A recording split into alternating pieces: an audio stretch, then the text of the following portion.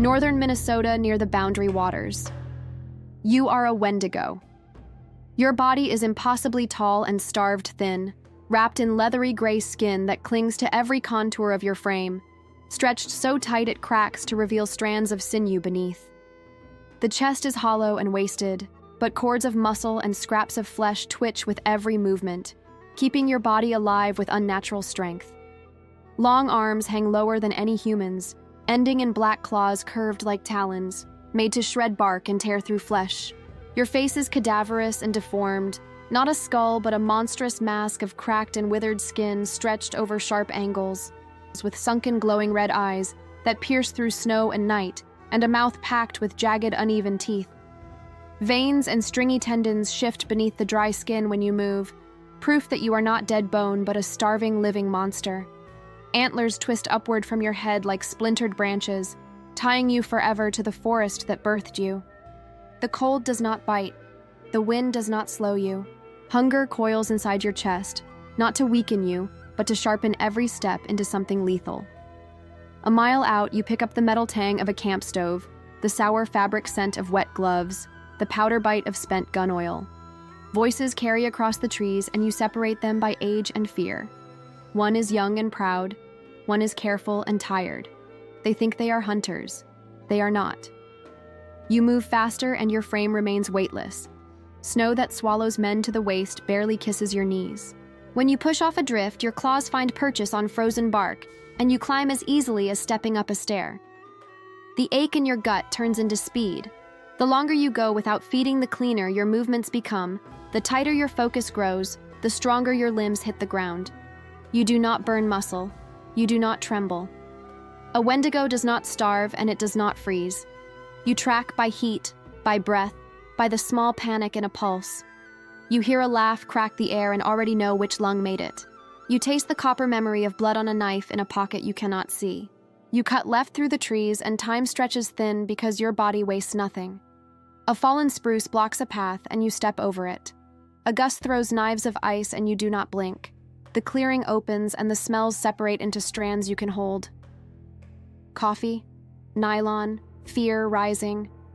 You watch the flame of their stove sputter and picture how long it will take them to react when the wind shifts. You do not have to rush. Your advantage is not only strength, it is time.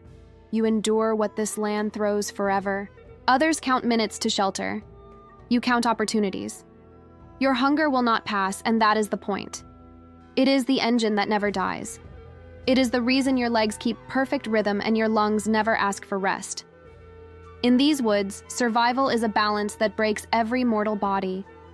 You are outside that balance. You are the exception. You feel the forest fold around you like a tool made for your hand, and you realize there is nothing to endure here. There is only rule. Moving between the trees comes as easily as drawing breath, each stride flowing into the next, as though the forest itself parts to let you pass. The thin, starved frame that looks fragile hides a strength that no man can measure. Muscles coiled like steel cords built only for pursuit, leaps, and tearing flesh apart in one clean strike. Sound is no barrier. Even in a blizzard, the snap of a branch miles away reaches you as if it broke under your own foot. The scent of sweat, leather, and fear curls through the air like smoke and leads you in straight lines toward your quarry. Hunters march into these woods with rifles and blades, believing they are predators. They carry their fire and their noise, but the forest betrays them before they ever lift a weapon. Their pulse quickens, and the beat pounds into your ears. Their fear thickens their sweat, and you taste it long before you see them. The hunger that twists your insides is not weakness. It is a whetstone, sharpening every sense, forcing every nerve into readiness. Teeth grind together, jagged and long, eager to cut into the first soft throat that presents itself. Your body never hesitates. Where men would pause to judge distance or calculate their shot, you cross the gap with one bound and close the hunt before they can scream. They imagine themselves patient hunters. You are faster than patience.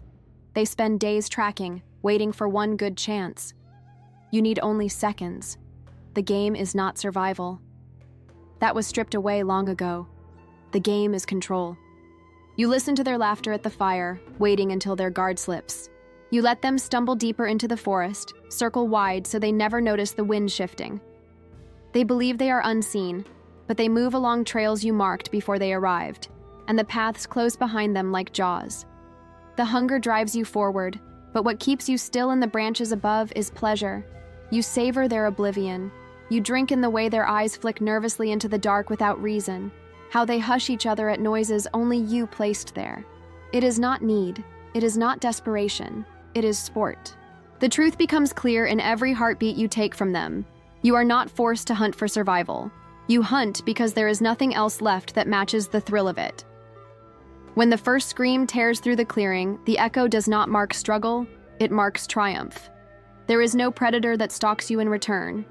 Bears flee before your scent. Wolves scatter before your step. Men bring their rifles into these trees, and you use them to season your nights with fear. The forest belongs to the Wendigo, and every trail, every shadow, every hollow trunk is only another trap set long before your prey arrived. The curse of endless hunger seems at first like a cruel joke, but it reveals itself as the sharpest weapon you carry. That hunger does not weaken you or force your body to eat itself the way it does with mortals. It forges you into something that does not tire, does not faint, and does not falter.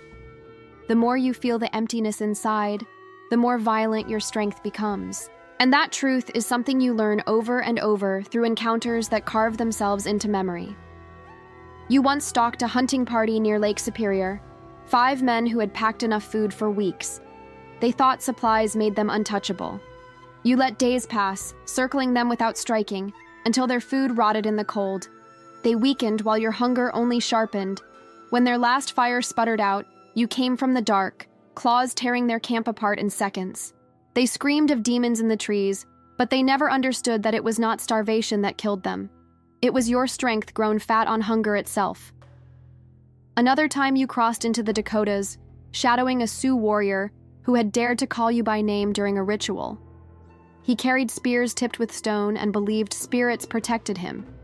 You let him walk for 2 days, his body slowing, his shoulders sagging, while yours only grew lighter, faster, more precise.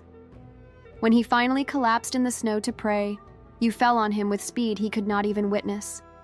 Your hunger had not drained you. It had turned you into the executioner he had invoked, without meaning to. Even wild beasts cannot compete. A black bear rises to meet you, muscles layered thick under fur, jaws strong enough to crush bone. You wait until your stomach twists so tight it should cripple you. Instead, it surges through your arms like fire. You tear through the beast in moments, and the forest stains with proof that hunger is your ally. The deeper the craving cuts, the faster the kill. Stories spread among travelers that the Wendigo never eats enough, that it is cursed to crave forever. They miss the truth. The endless craving is not torment, it is fuel. It ensures you never grow sluggish, never grow soft, never allow yourself to become prey. Every victim makes the hunger worse, but every victim makes you stronger. The cycle is unending, and that is why you endure. The mortals who fall to their knees in despair when hunger strikes can never imagine what it means to carry that same gnawing fire and find in it your greatest source of power. Hunger does not hollow you out. Hunger is the reason the forest belongs to you. You learn early that fighting is optional. Fear does most of the work. A story whispered in a cabin beats steel in a hand, so you plant the stories yourself. On a logging road outside Ely, you walk across a drift and leave footprints that begin in the middle of the clearing and end at the door. Nothing before and nothing after. Inside, men stop talking.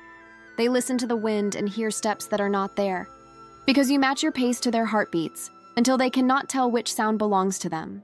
At Red Lake, 2 ice fishermen play cards in a shelter, and you drag a claw across the plywood once, then do not touch the walls again. Waiting is the trick. The silence after the scrape grows teeth. They imagine circles tightening around them, and their fear multiplies without help. One bolts for the truck and the other follows, leaving food, propane, and pride on the ice. Near Grand Marais, a search party combs spruce stands for a missing hiker. Radios spit call signs, and you return each one in the same cadence they use. Not words, only the rhythm. They turn in tight spirals, certain someone is one step behind. You never touch them. You hang a strip of scarf on a low branch and line the snow with a drag mark that ends at no body. They go home with a report that says terrain and fatigue, but the way they drive says something else followed them out. In a deer camp on the Iron Range, 3 men drink and laugh at a story about a monster, and you score the side of the cabin with an old shed antler you carry for this purpose. The mark sits higher than any hand could reach.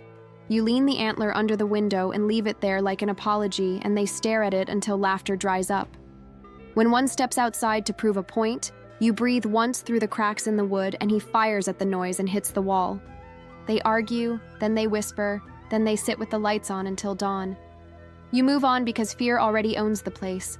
Wolves melt out of a tree line near Bemidji and find a deer you left whole. They circle and back away because the ground smells wrong. That smell rolls ahead of you like a warning bell. Hikers turn around where the trail narrows, saying it is too icy, but their eyes say the air changed and they do not know why. You pull shadows long across a frozen creek at dusk and let a silhouette sit on the ridge just long enough for a camera to fail to catch it. The photograph is blank and the story is perfect. Every winter you seed a few sites like that. A handprint too high under an eave, a single tooth mark on a steel thermos, a line of bones set in the snow pointing into thick timber. People fill in the rest and do it better than any claws could. They misread their own breath on glass and call it a face. They hear a branch pop and decide it is a word. They run from the shape their flashlight made. Terror is not a roar. It is small, patient choices that turn a forest into a mine trap. By the time anyone sees a shape between the trees, the hunt is already over because the important part happened in their heads. Even when you are miles away, they keep the fire high and the door barred. The legend sits at the table with them and eats first. Where other creatures are trapped in caves, chained to coffins, or bound to oceans, you walk without boundary. The forest is endless, and it bends to you. From the Canadian border down through Wisconsin, from the Dakotas to the Great Lakes, every stretch of pine, birch, and frozen marsh becomes your kingdom. Seasons mean nothing. The bite of January feels the same as the breath of June, because you do not mark time as mortals do. Years turn into decades, decades fold into centuries, and you remain unchanged, a gaunt sentinel stalking the same trails again and again. While wolves grow gray and die, while hunters pass stories to their sons, while towns rise and vanish, the Wendigo endures, carrying the same hunger that makes your steps eternal. Freedom is not only in movement, it is in the absence of need. You do not beg for warmth, you do not search for shelter, and you do not fear the dark. There is no cave to retreat to, no stone lid to close above your head, no tide to dictate when you rise. You move when you choose and stop only when you decide. The snow that paralyzes roads becomes your ally. Blizzards that bury towns become your cover. Every element that crushes men under its weight lifts you higher. In this way, each winter makes your throne heavier, your dominion stronger. Stories that reach hunters in Duluth speak of prints that appear after storms so heavy no human could survive in them. Trappers in Manitoba whisper of howling that circles their camps in spirals, not the way wolves do, but as if a map were being written in sound. Centuries ago, Jesuit priests wrote of tall shadows following their missions, and those words still echo in their parishes today. Long after their bones crumbled, the shadow they feared still moves. That is freedom. To be present when no witness survives, and to remain long after belief itself should have faded. A Wendigo does not decay.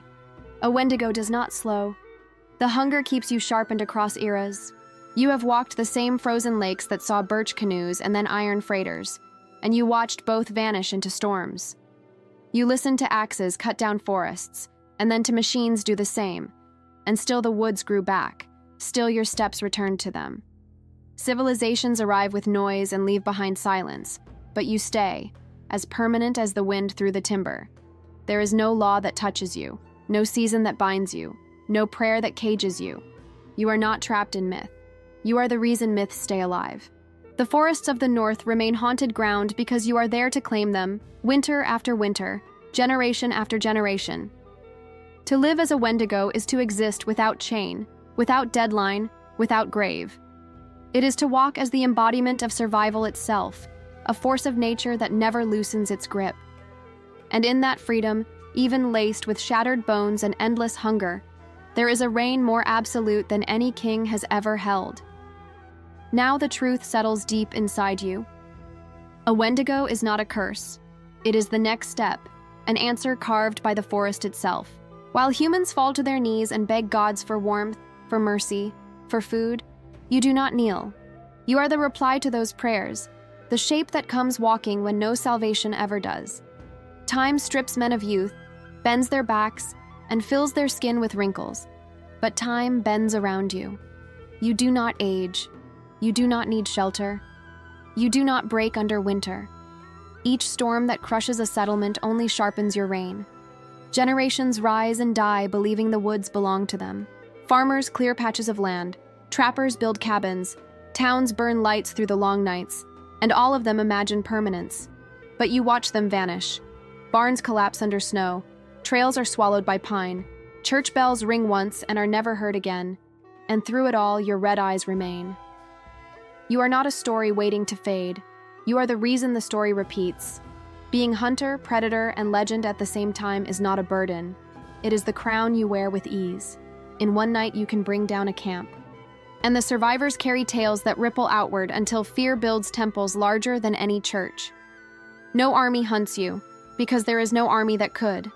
No beast rises against you, because all beasts recognize the weight of what you are. Even wolves that know no fear lower their heads and leave your path untouched. That respect is not given.